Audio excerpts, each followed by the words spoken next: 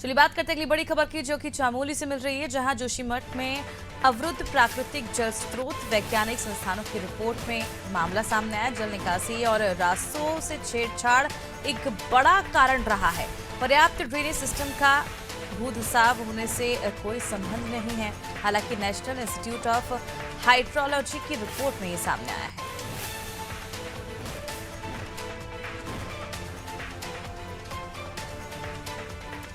देखिए, पर्याप्त drainage system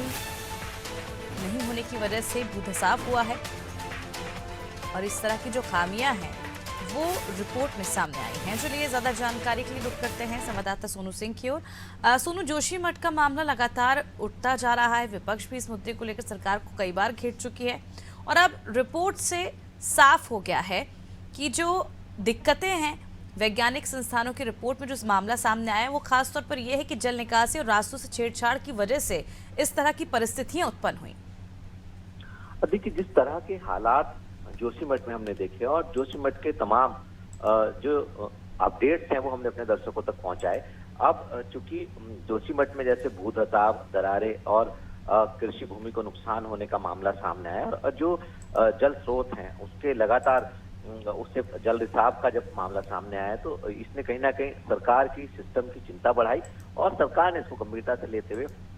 इसके लिए न सिर्फ उत्तराखंड की बल्कि केंद्र सरकार के भी इसमें सहयोग लिया गया और कई वैज्ञानिक संस्थानों के वैज्ञानिक ग्राउंड जीरो पर पहुंचे। उन्होंने पल पल का वहां का अपडेट लिया, जायजा लिया और रिपोर्ट तैयार की। और चूंकि अब रिपोर्ट को सार्वजनिक किया गया है तो अब ये तमाम पहलू सामने आ रहे हैं और यही वजह है कि क्या कारण रहे हैं वो तस्वीर अब साफ होती दिखाई दे रही है। एक तरफ वैज्ञानिकों ने चिंता जताई है और ये बताया है कि जो अनियंत्रित विकास हुआ है और जो प्राकृतिक जो जल स्रोत हैं उनसे कहीं ना कहीं छेड़खानी और जो बरसाती नाले हैं वो प्रभावित हुए हैं। तो ये कहीं ना कहीं इसमें जिम्मेदार जो हैं वो स्थानीय स्तर के जो प्रशासनिक अधिकारी हैं और जो लोगों की मनमर्जी है वो कहीं इसमें जिम्मेदार हैं और यही वजह है कि रिपोर्ट में भी इस बात का जिक्र किया गया है। अब चूंकि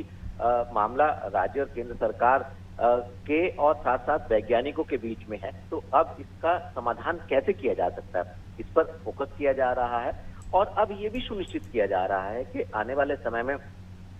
जो यहाँ की भौगोलिक परिस्थिति है उसके लिहाज से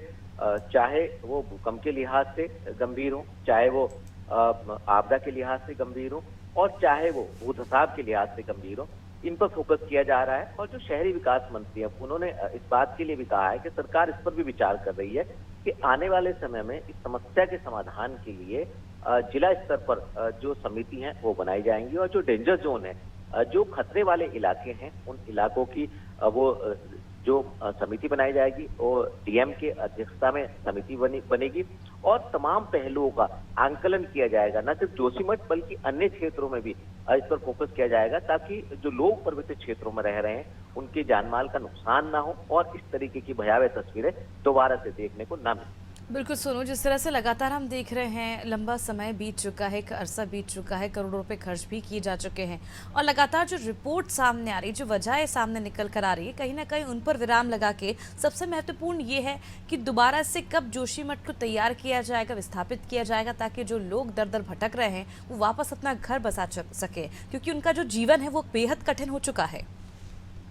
देखिए, ये अपने आप में एक अहम सवाल है और सरकार के लिए भी एक लंबे समय का एक प्रोजेक्ट है। चूंकि किसी को भी जिन्होंने अपने सपनों के घर इस क्षेत्र में बनाए हैं, जो लंबे समय से यहाँ रह रहे हैं, सदियों से यहाँ रहते आ रहे हैं, आज उनके घरों में दरार आ रही है, आज उनकी कृषि भूमि जो पर्वतीय क्षेत्र की है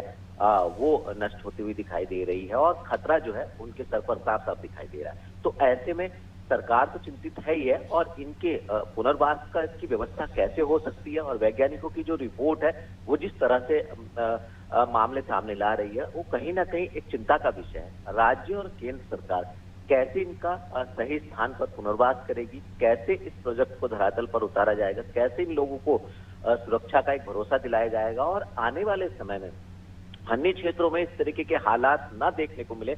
इस व्यवस्था को कैसे सुनिश्चित किया जाएगा, ये तमाम प्रयास सरकार के लिए, सिस्टम के लिए एक बड़ी चुनौती है। अब देखना होगा कि सरकार की रणनीति में किस तरीके का बदलाव आएगा और सिस्टम के लोग जो हैं वो कितनी गंभीरता से इन लोगों का ख्याल रखेंगे और अन्य क्षेत्रों में इस तरीके के नज़ारे दोबारा ना दिखें, ये सुनिश्चित करेंगे। तो अब देखना होगा कि जो सिस्टम है वो आखिर कितनी तत्परता से, कितनी तन्मयता से इस कार्य को अंजाम तक पहुंचाएगा। बिल्कुल, ये देखना होगा कि किस तरह से इस कार्य को अंजाम तक पहुंचाया जाएगा, क्योंकि लगातार सरकार की ओर से तमाम प्रयास जो हैं वो किए जा रहे हैं, लेकिन जो लंबी प्रक्रिया है उससे कहीं ना कहीं जो जनता है जोशीमठ की,